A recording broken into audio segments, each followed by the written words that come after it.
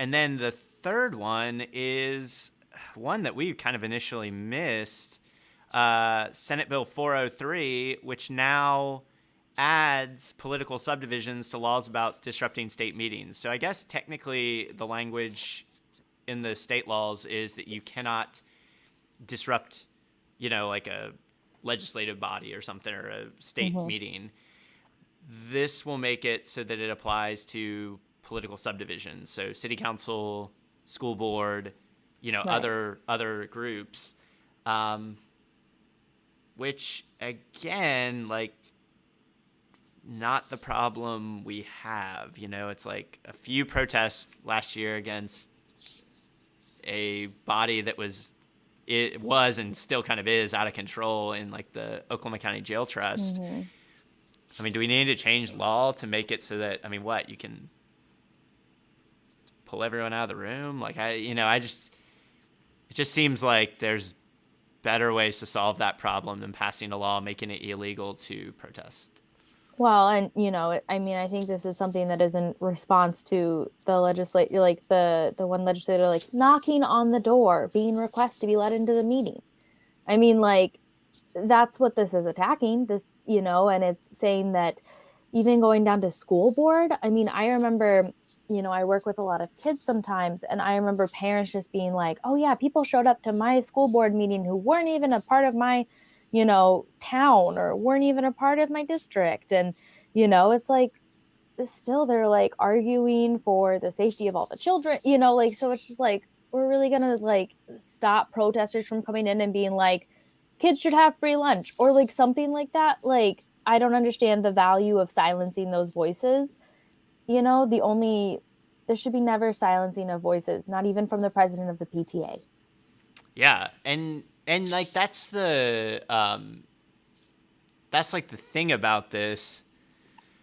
Yeah, exactly. Wait until it's used against anti-maskers. Yeah, just kidding. We know that won't happen. And that's kind of the point is that these laws then are very subjective and are able to be enforced simply against people you don't like. Like you'll let Joe Bob Libertarian come in and rant about, his freedom to infect everyone with COVID uh, over and over. But then, somebody comes in and says, hey, the police should stop killing people. And we're like, well, get out of here. Like, we're going to Well, that's a political opinion, right. like that's uh, Yeah.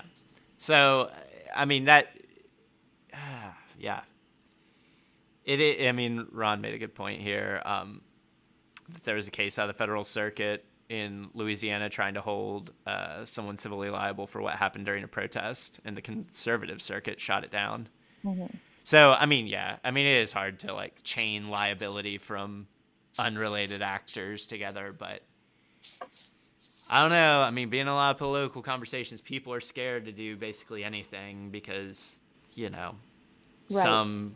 And especially when you take into consideration that the loudest and most powerful voices within social justice organizations are people of color and are people who are part of the LGBTQIA plus community that is also under attack in these cycles of bills. So it's like these are people that are already in danger of their actions being used against them because of an unfair justice system. So now these are placing like even bigger threat threats and targets on their back. These are people that I've worked with that are, like are so careful in what they do because they know that they are being targeted, And so now it's like even these activists who have like watched everything, who have tried to do everything the best they can, are now going to be persecuted even farther. And like you were saying, it's all subjective. This isn't going to be used. There's another one that's talking about restricting access on the Capitol grounds. Like, that's not going to be restricted to people who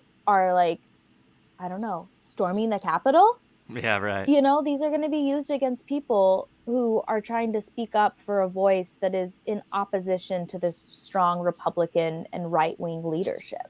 Right. I mean, it's not going to be used against, anti-abortion activists who No, routinely block and yell at people and do dumb stuff. I mean, which it's yeah. I read, I'm so sorry. I read that one of these bills is talking about how we don't want to identify police officers and open them up to emotional trauma. I Of was somebody like pointing a phone at flabbergasted. them. Yeah. Yeah, because like not only and you know, anti-abortion activists, that's like emotionally traumatizing. I mean, from being on, university greens to being on the Capitol and holding up like photographs or drawings of like aborted fetuses, like that's traumatizing.